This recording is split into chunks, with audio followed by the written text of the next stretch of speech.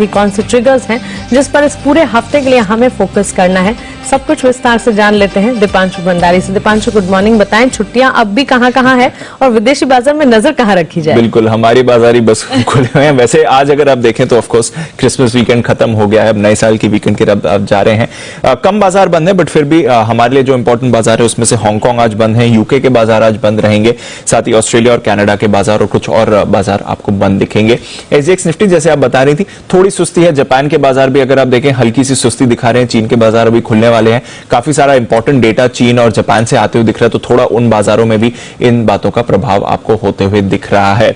वैसे अगर आप देखें तो ये साल का आखिरी हफ्ता है, जैसे हमने भी आपको फ्राइडे के सेशन में बताया, बाजार के लिए यूजुअली अच्छा होता है। ऑन एवरेज अगर आप देखें तो निफ्टी भी आपको अच्छी गेन्स दिखाता है। और अगर मैं यूएस के बाजारों की बात करूं तो अगेन पिछले लगभग 90 साल का अगर आप डेटा देखें तो वो ये दिखाता है कि 80% के समय बाजार यहां पर आपको पॉजिटिव गेन्स ही दिखाता है, यानी कि ज्यादातर रुझान बाजार का पॉजिटिव ही रहता है। इस आखिरी हफ्ते में वॉल्यूम्स कम होते हैं, उसका थोड़ा इंपैक्ट वॉलेटिलिटी पर आपको जरूर आते हुए दिखा है, बट अगर आप एवरेज रिटर्न्स देखें तो यूएस बाजार करीब 1.5% ऊपर, 1.5 से 1.25% ऊपर की गेन इस समय दिखाते हैं जहां तक बाजार के एक्शन का सवाल है। तो ज्यादातर पॉजिटिव रिटर्न की ही एक्सपेक्टेशन आपको रहती है।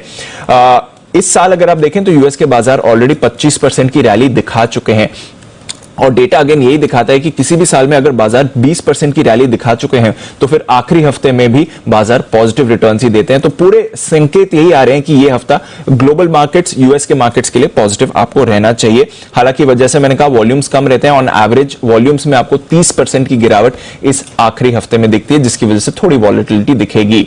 2-3 और खबरें हैं ग्लोबल फैक्टर्स की वजह से जहां पर आपको रखनी है नजर, और यह है कोरोना के बढ़ते मामले। हम देख रहे हैं यूएस में पिछले हफ्ते लगभग दिन के 2 लाख नए मामले सामने आते दिख रहे थे। यूके, फ्रांस, जर्मनी, अन्य यूरोपियन देशों में जो अभी के मामले आ रहे हैं वो रिकॉर्ड दर्ज पर है, यानी कि पहली 2 वेव में जैसे मामले आए थे उससे भी ज्यादा इस समय नए मामले सामने आते हुए दिख रहे हैं।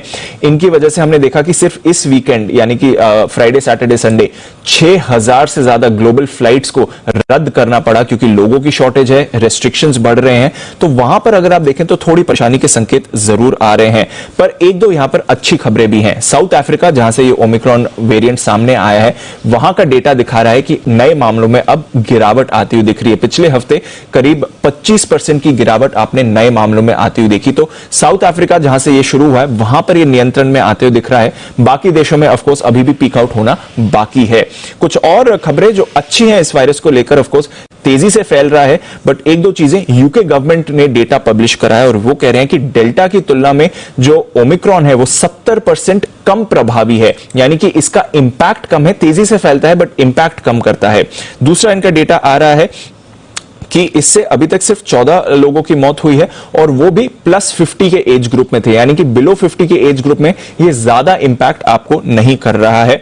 और साउथ अफ्रीका की जांच में पाया गया कि 80% लोगों को हॉस्पिटलाइजेशन की तो जरूरत भी नहीं पड़ती है। तो 1-2 अच्छा डेटा यह है कि साउथ अफ्रीका में पीक आउट होते हुए दिख रहा है, हॉस्पिटलाइजेशन कम है, ऑफकोर्स मोर्टेलिटी रेट कम है, बट चिंता की बात यह है कि काफी तेजी से फैल रहा है। तो ये एक इंपॉर्टेंट फैक्टर रहेगा। अदरवाइज इस हफ्ते न्यूज इवेंट्स वाइज कुछ ज्यादा इंपॉर्टेंट एक्सपेक्टेड नहीं है, और जैसा मैंने कहा डेटा तो यही दिखाता है कि आखिरी हफ्ता यूजुअली ग्लोबल मार्केट्स के लिए अच्छा रहता है। संकेत मिले जुले हैं, कोई बहुत अच्छे हैं और बहुत खराब नहीं है। ग्लोबल मार्केट्स क्योंकि शुक्रवार को बंद थे तो आज डाउ फ्यूचर्स के हिसाब से हम थोड़ा ट्रेड करने की कोशिश करेंगे। हमारे बाजार 17,000 के लेवल के आसपास बंद हुए, तो बिल्कुल जो ट्रेडिंग रेंज है उसके बीचों बीच में है। मेरा ये समझना है कि जितना ज्यादा गैप से नीचे खुलेंगे उतना जल्दी नीचे से सपोर्ट लेकर बाजार रिकवरी की कोशिश करेंगे। फ्लैट खुले और अगर ऊपर जाने की कोशिश की तो वहां पर प्रॉफिट बुकिंग भी आएगी, यानी कि रेंज बाउंड बाजार है, दोनों तरफ के ट्रेड आपको मिल सकता है। ऐसे में जो शुक्रवार के लोज है 16,900 के आसपास के, वो इम्पोर्टेंट है। आज के लिए जो सपोर्ट जोन निकल कर आता है वो 16,825, 16,890 को मानकर चले। ये रेंज निफ्टी पर सपोर्ट का काम करेगी। ऊपरी हिस्सों पर 17,000 के ऊपर टिक कर अगर हमने ट्रेड किया तो 17,075, 17,150, ये 75 पॉइंट की रेंज वो है जहाँ आपको प्रॉफिट बुकिंग और बिकवाली आती हुई नजर आएगी।